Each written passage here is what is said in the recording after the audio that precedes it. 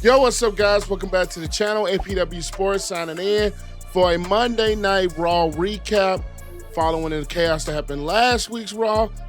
Let's just get into it. I'm not going to make this intro long. Let's talk about this week's Raw as CM Punk kicks off the night.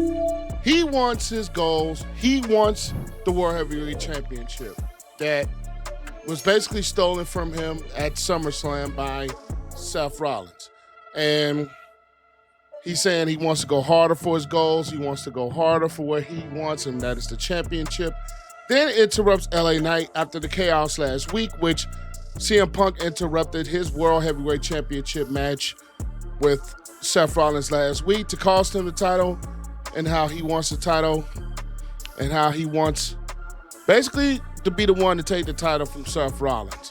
And of course, Paul Heyman and his Oracle, the Oracle, Paul Heyman and his group division comes out.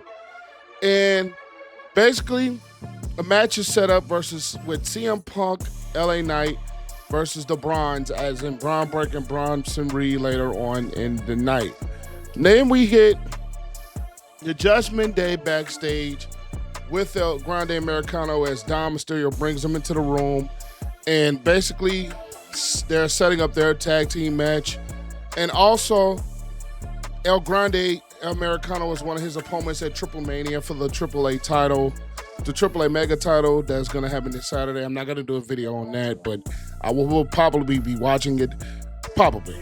But nonetheless, he's wanting Finn Balor to basically trust him on his move, trust him that he knows what he's doing with bringing El Grande Americano to the Judgment Day, the clubhouse backstage, excuse me. Woo! Then we get the match, which is AJ Styles and Dragon Lee, who both Dom Mysterio has some beef with, versus Dominic and El Grande Americano. All three, as we're talking about, Dragon Lee, Dominic, and El Grande Americano will be in a fatal four-way for the AAA title at AAA Mania. And match, very solid match, but then again, what is it in Grande Americano and Judgment Day match without shenanigans? And of course, it happens yet again with match being good. El Grande goes for the metal part in his head, but gets it knocked out by AJ Styles. Dom catches it, puts it inside of his version of a luchador mask. AJ Styles going for the Rhodes, misses El Grande, and Dom Mysterio basically catches him with the mask. The headbutt, and El Grande ends up picking up the win for the 1, 2, 3. But a key spot in that match I like was AJ Styles hitting the cloud stash on Dominic Mysterio. So I do like that. And the crazy thing, another thing I want to point out, was that Dom Mysterio is starting to get a lot of love from the WWE Universe. We're talking about chanting his name. The crowd is chanting Dirty, Dirty Dom, which who in the hell we thought we would have expected this probably 6 months ago, year to 6 months ago. Who in the hell thought we would have been getting Dom Mysterio chants? But he's growing on people. Even though he's a heel, he's growing on people.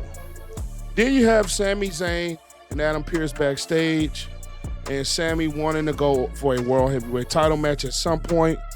And he's basically saying, you take care of your match with Rusev, we'll have a discussion in the future, which enters Sheamus. And Sami's basically telling Sheamus, don't get involved with this match. I want to do this on my own. I want to beat Rusev, and promises him that.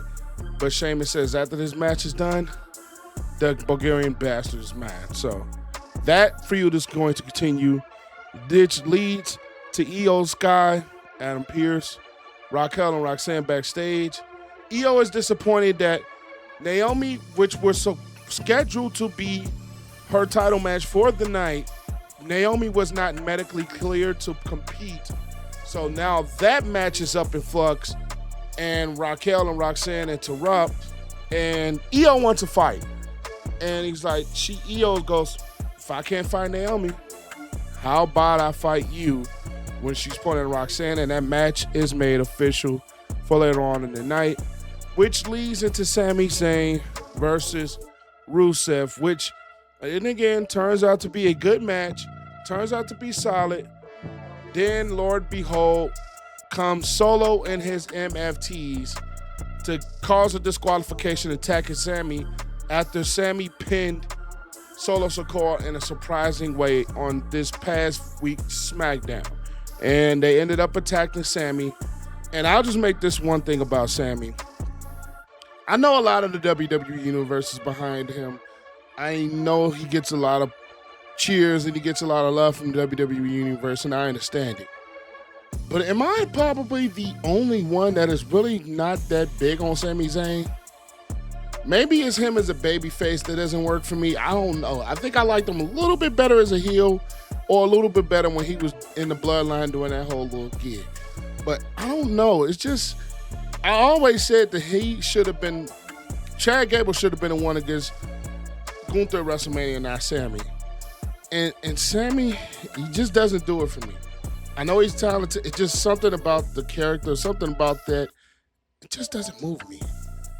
I hope I may be the only one. But leave you guys' thoughts in the comments. But I'm interested to see what you guys think about that. But nonetheless, then we get during that, we get Sheamus and Rusev to continue their brawl all over the arena, which I still think that they should have been at SummerSlam and not Karrion Kross and Sami Zayn, which I'll probably do a short later on to kind of get my thoughts on the whole Karrion Kross situation that's kind of happening right about now. But nonetheless, that happens. Then a New Day, Waller, and Adam Pearce backstage. I still don't understand for the life of me, what the hell are they doing with the New Day? This heel run is kind of like John Cena's. It hasn't really worked too much. It just hasn't really worked. And it's not one of those things that it's like sometimes heel turns, they start to move you after a while. It's like, okay, this is legit. I just don't know what in the bloody hell that they're doing with the New Day. Don't understand it. But then we get Io backstage with the Kabuki Warriors before her match, and she's basically telling the Kabuki Warriors that the Kabuki Warriors want to have her corner in this match, which we know that Roxanne is going to have Raquel in her corner, but Io is basically saying, I want to do this on my own. Then we get to the match with Roxanne and Io Sky, and man, you get to learn more and more about why they call Roxanne a prodigy. This was an unbelievable match. This was an unbelievable match. And basically, like I said, you're going to have some shenanigans when it comes to the Judgment Day. So what else is going to happen? Raquel causes the distraction while the Kabuki Warriors are coming out. And the Kabuki Warriors are basically holding Roxanne. But Roxanne ducks. Io Sky stops herself before hitting one of the Kabuki Warriors. But then Roxanne pushes her from behind, takes her out, and gets the roll-up pin holding the tights for the 1, 2, 3. Now, who would have thought they would have had Roxanne win this match? Roxanne is a future world champion. We know this. We know this, and I think once she gets outside of the Judgment Day, we're going to start to see more of what she could do on her own. But, man, Io Sky put on another good performance. It's another good match in the women's division, but it's going to cause some tension between us, the Kabuki Warriors and Io. I just believe that. Then we have Jey Uso backstage, and he's basically saying he had to miss last week's Raw, and he wants revenge on the Seth and his crew division. And LA Knight comes from the side and said, I want a World Heavyweight Championship match. You want a World Heavyweight Championship match, which Jey Uso, honestly, he never got his rematch for the World Heavyweight Championship when he lost to Gunther on a random Monday Night Raw, which I still don't understand. But nonetheless, you get Penta getting interviewed with the Raw segments, and they're basically promoting his match versus Xavier Woods next week. in the Kabuki Warriors with EO backstage. The Kabuki Warriors backstage with EO, basically talking about how things are gonna go and how she's kind of upset that they got involved and it didn't work. But then we get to our next match, which is Maxine Dupree taking on Becky Lynch for the women's Intercontinental title, which is Becky and her heel run basically ducking Natalya because the match became about because Natalya wanted to be the one to get her hands on Becky, but Becky is like, I'm taking Maxine, which Maxine has gotten better in the ring. She gives him a bit of a showing, but there was no way that Becky was going to lose this match. Becky, after Maxine makes a couple of moves, and basically they do the roll-ups, gets in the disarmer, causing Maxine to tap for the win and the retaining of her title. Natalya gets in the ring, and Becky basically pushes or snacks Natalya from the back, which Becky's heel run is working, but to me, what is her next feud going to be? I think that's the more question about Becky and her heel run at this point right now is just, where is her next move? Where is her next feud going to be? We'll see. But nonetheless, you got the Vision backstage taking care of, and he's telling Bronson and the Brons to take care of business. I'm going on a jet. I'm getting out of this disgusting town. Then you have Grayson Waller with the New Day. Like I said, they cut a promo on stage. I still don't understand what they're doing with it. Still don't understand what they're doing with it. But nonetheless, they still want Penta to be stopped. They want Penta down. I don't know. I just don't know where they're going with this. I really don't. But then you get EO and Stephanie Vaquer backstage. EO still a little bit disappointed in the loss, disappointed that she wasn't able to get her title match against Naomi. Stephanie Vaquer is like, is anybody on a title match, it's me, which she will get at Clash of Paris, but I don't know if it's going to be Naomi. I don't know what they're going to do. I don't know if I know it's the medical thing, but I don't know what's going on, so we shall see probably within the next week. See what's going on with that. Then Rhea backstage basically said, I was waiting to see you get your hands on Naomi, and basically EO wants Rhea to stay out of the way, which can cause some more attention. There already was caused with the Kabuki Warriors. EO has a lot on her hands and a lot on her plate right now, so we shall see where that goes. Then we get the main event, which is CM Punk and LA Knight versus Bronson Reed and Bron Breakker. And another match that was a good match, another match that told a story, another match that we were waiting to see what was going to be the end result. And then the end result was turning out to be Seth Rollins coming in and attacking CM Punk and LA Knight to cause a DQ, only for Jey Uso to come out and make the save after they were attacking.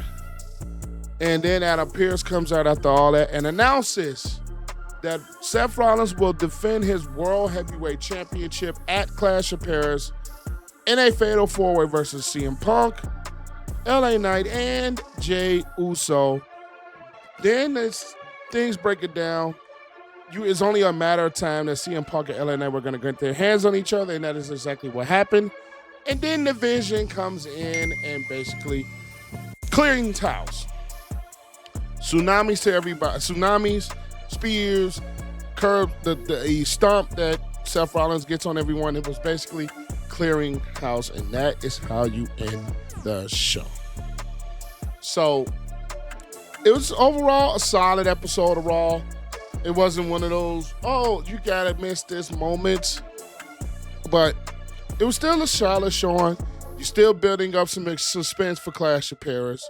You're still building up what's going to happen with Bronson Reed and Roman Reigns at this point, because he come out with the Shula Fala, as Paul Heyman would say it, and then he's being called the Tribal Thief because he has two pairs of Roman Reigns' kicks and Jordans, for Christ's sake. But overall, I'll get this about a 7. Really solid showing. It wasn't really nothing too bad that you can dive into that was not good. Everything told a story. Then on top of that, the matches were solid. And it's just building more suspense when we're talking about what's going to happen with EO and what's going to happen with Naomi with the World Heavyweight title, what's going to happen with Bronson Reed and Roman. Bronson Reed and Roman. What's going to happen with Dom and his thing after Saturday night's Triple Mania. What's going to be happening with the New Day and Sami and the NXT. So on a Raw, I'll give it a 7. But that's all I've got. Make sure you guys leave this video a like. Comment your thoughts down below. And make sure you click the subscribe button and notification bell so you will not miss anything. Football season's on its way. And then we got wrestling that doesn't stop. So things are still coming. But APW Sports signing out. Make sure you guys stay safe. Have an excellent day. And I'll catch you guys later. Peace.